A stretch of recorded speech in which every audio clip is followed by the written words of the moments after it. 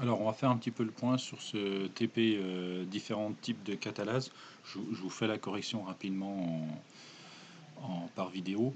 Donc, l'idée c'était de voir déjà ce qu'est un catalyseur et de voir les différents types de catalyseurs qu'on peut avoir. On réalise ce TP à l'aide de l'eau oxygénée, donc H2O2, à pas confondre avec l'eau tout court, H2O. L'eau oxygénée, H2O2, est un produit qui est capable de se transformer d'elle-même. On dit qu'elle se dismute. Et lorsqu'elle réagit, en fait, elle se transforme en partie en eau pure, H2O, et en partie en gaz, dioxygène.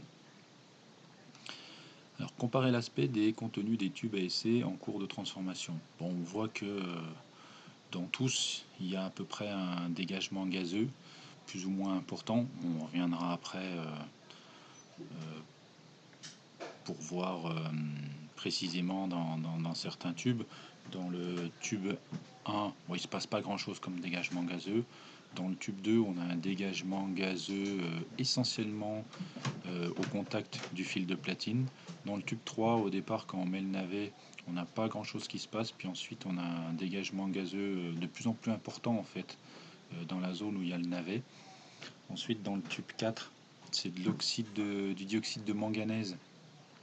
On voit une réaction très violente au départ, dégagement gazeux très violent au départ.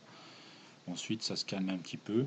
Dans le tube 5 avec le chlorure de fer, on voit que le chlorure de fer prend une teinte très foncée au départ. Il y a un dégagement gazeux, teinte foncée du chlorure de fer, puis après il reprend en fin de TP, il reprend sa couleur initiale que l'on peut voir grâce au tube 6 qui est un tube témoin.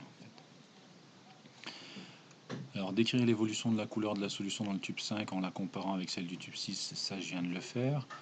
Pourquoi observe-t-on une effervescence dans les tubes à essai? On observe une effervescence parce qu'il y a un dégagement gazeux. Donc à votre niveau, dites pas ça fait des bulles. Ça fait des bulles parce qu'il y a un dégagement gazeux, en l'occurrence un dégagement de dioxygène. C'est lui, là, le dioxygène, qui crée cette effervescence. Quels critères peut-on utiliser pour définir, mesurer et comparer la durée de la transformation dans chaque tube à essai? La durée de l'effervescence. La puissance et la durée de l'effervescence. Tant qu'il y a effervescence, il y a dégagement gazeux, donc la transformation de l'eau oxygénée se réalise. Les espèces ajoutées dans les tubes à essai sont-elles des réactifs de la réaction étudiée?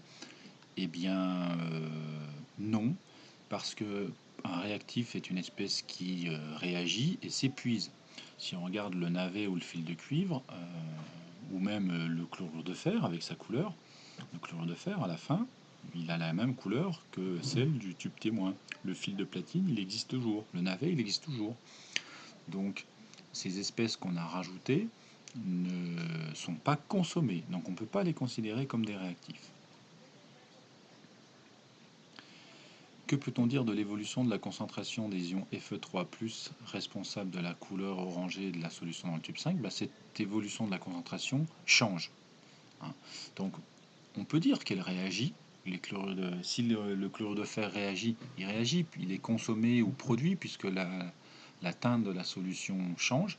Mais en tout cas, s'il est consommé, il est régénéré en fin de transformation, ou s'il est produit, il est redétérioré en fin de transformation pour qu'au final, sa concentration, donc la quantité de matière de chlorure de fer, n'évolue pas. Alors, les espèces introduites dans les tubes à essai sont appelées catalyseurs. Quelles sont les caractéristiques des catalyseurs? Eh bien, si on compare avec le tube 1 où on n'en a pas mis, justement, on s'aperçoit que dans tous les autres tubes, enfin de 2 à 5 en tout cas, il y a eu un dégagement gazeux plus important.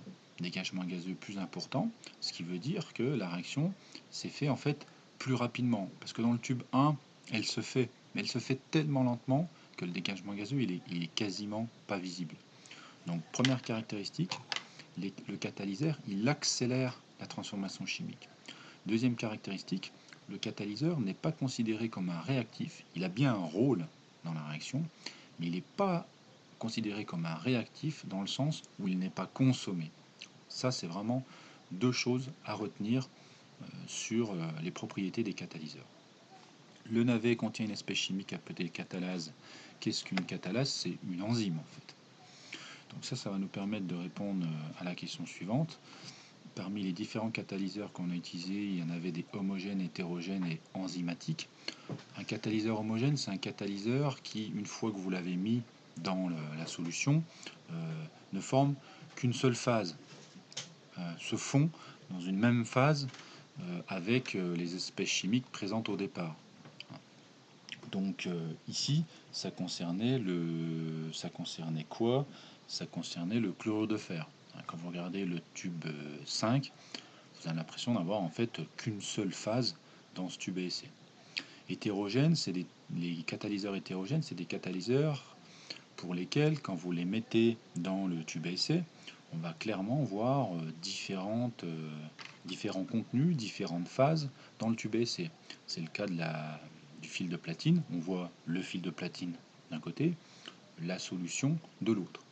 C'est le cas du dioxyde de manganèse. On voit très clairement le dioxyde de manganèse qui se dissout pas complètement dans le restant de la solution. Donc là, on a bien deux phases, une phase plutôt solide et une phase liquide. Et enfin, les catalyseurs enzymatiques, c'est le cas du navet, qui est en fait un catalyseur composé d'une enzyme. On termine par l'eau oxygénée qui, quand vous la mettez au contact du sang, mousse. Que peut-on en conclure? Eh bien, que le sang, en fait, si l'eau oxygénée mousse, c'est qu'il y a un dégagement gazeux. Donc c'est que l'eau oxygénée se transforme en eau et en dioxygène. Et si ça le fait au contact du sang, c'est que le sang active cette transformation de l'eau oxygénée. C'est donc que dans le sang, il y a en tout cas des espèces chimiques qui catalysent la transformation de l'eau oxygénée. Voilà.